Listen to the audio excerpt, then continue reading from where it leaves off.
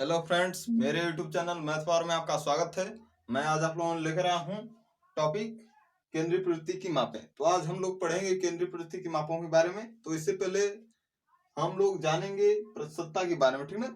ये प्रतिशतता पर ही आधारित है। जैसे प्रतिशतता के सवालों को 100 पर मान कर लगाया जाता है, उसी तरह इसमें 360 पर मान कर लगाया जाता है। तो इससे पहले यदि आप हमारे चैनल पर नए हैं तो चैनल को जरूर सब्सक्राइब कीजिएगा, और यदि वीडियो पसंद आए तो लाइक एवं शेयर जरूर कीजिएगा। तो आइए देखते हैं अपना टॉपिक केंद्रीय प्रवृत्ति की मापें, ठीक ना।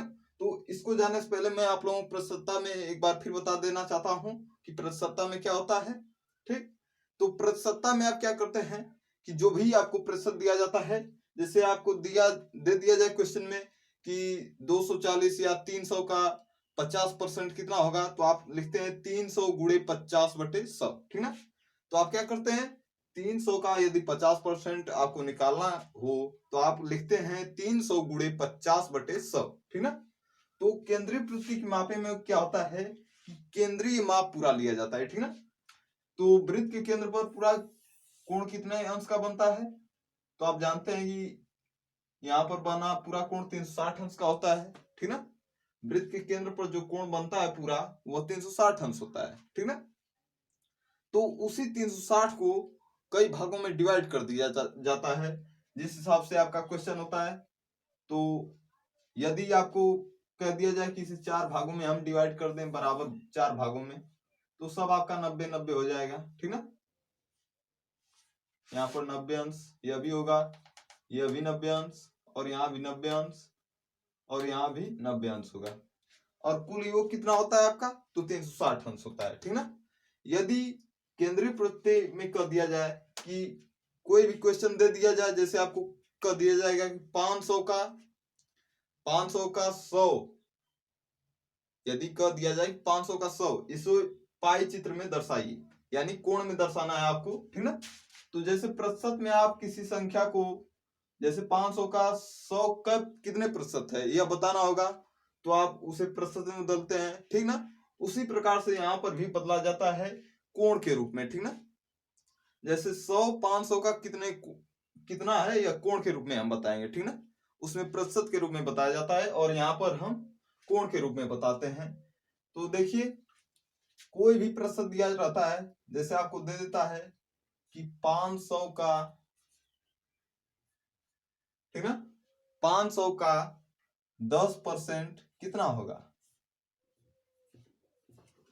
तो 500 का 10% हमें निकालना है। परसेंट कितना है, 10%, यानी 500 गुणे 10/100 हम करते हैं, ठीक ना। तो देखिए 0 से 0 कैंसिल हो गया यहाँ पर, और आपका बचेगा 5 गुणे 10 यानी 50, यानी 500 का 10% कितना आ गया आपका, तो आपका आ गया यहाँ पर 50। अब इसी को यदि कह दे कि पाई चित्र में क्या लिखेंगे, यदि पाई के रूप में दर्शाएं तो इसे क्या लिखा जाएगा, 500 का 50 को, ठीक ना, जो 50 है यह 500 का कितने कोण है, यानी अंश में दर्शाना है हमें।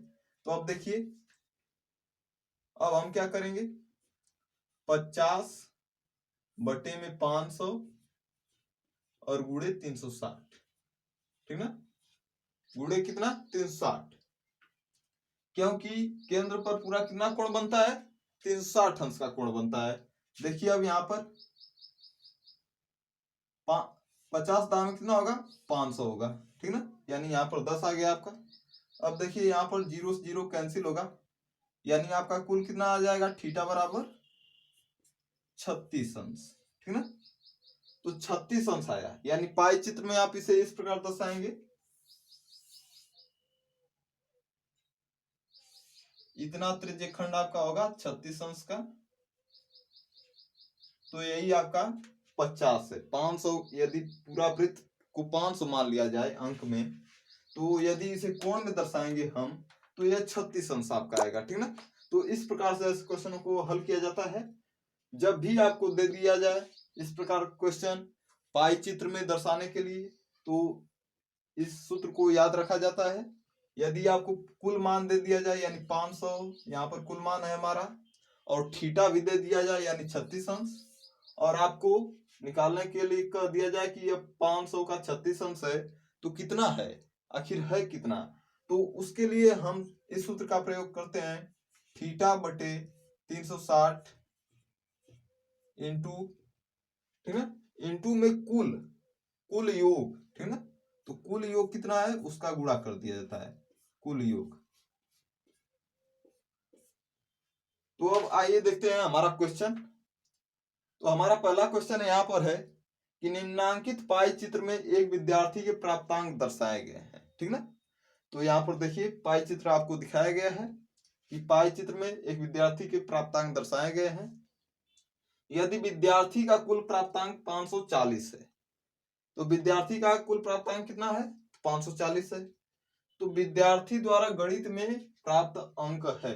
तो देखिए यहाँ पर गणित में, अब गणित में पूछ दिया है तो हम देखेंगे गणित में कितना अंश का कोण बना है। यहाँ पर तो देखिए 90 अंश का बना है, ठीक ना। यहाँ पर 90 अंश दिया है पाई चित्र में। तो अब हमें गणित में प्राप्तांक बताना है। तो मैंने बताया कि उसका मान निकालने के लिए जो भी केंद्रीय प्रवृत्ति माप दिया है, यदि उसी का मान निकालना हो तो हमारा फार्मूला है थीटा बटे 360 गुणे कुल योग, ठीक है। तो कुल योग हमारा कितना है यानी कुल प्राप्तांक तो 540 है। और विद्यार्थी द्वारा गणित विषय में कराए कि प्राप्तांक कितना है।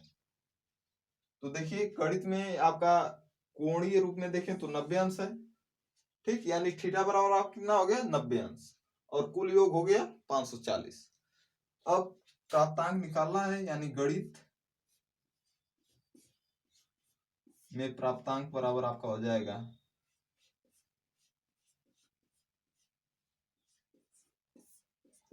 यानी थीटा बटे 360 गुणे कुल योग।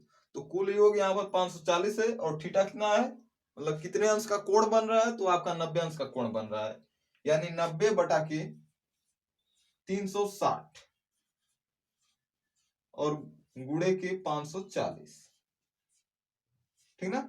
अब देखिए यहाँ पर 0 से 0 कैंसिल होगा और 9 चौक का कितना होगा 36। अब 4 से इसे कैंसिल कर दीजिए, 4 एक कम 4, यहाँ पर 1 बचेगा, यह 14 हो जाएगा, ठीक ना। तो 4 त्याई कितना होगा 12। अब यहाँ पर 2 बचे क्या और यह 0 मिलकर 20 हो जाएगा, ठीक ना। तो 4 बचे कितना होता है 20, यानी गणित में प्राप्तांक आपका कितना आ गया 135, अर्थात कुल प्राप्तांक आपका आ गया गणित में 135। मतलब कि गणित में उस विद्यार्थी ने 135 अंक प्राप्त किया था, ठीक है। तो ऐसे क्वेश्चन जब भी आपको मिले केंद्रीय प्रवृत्ति की माप पर आधारित प्रश्न को इसी प्रकार से आप लगाएंगे, जैसे आप प्रतिशतता में 100 पर मानकर लगाते हैं, यहाँ पर 360 पर आपको लगाना होगा, बस यही डिफरेंस है उसमें। और सभी कार्य जो है प्रतिशतता के हिसाब से चलेंगे। तो आज के लिए इतना ही इस वीडियो में। यदि वीडियो पसंद आया हो तो लाइक एवं शेयर जरूर कीजिएगा और सब्सक्राइब करना न भूलिएगा। तो आज के लिए इतना ही, थैंक्स।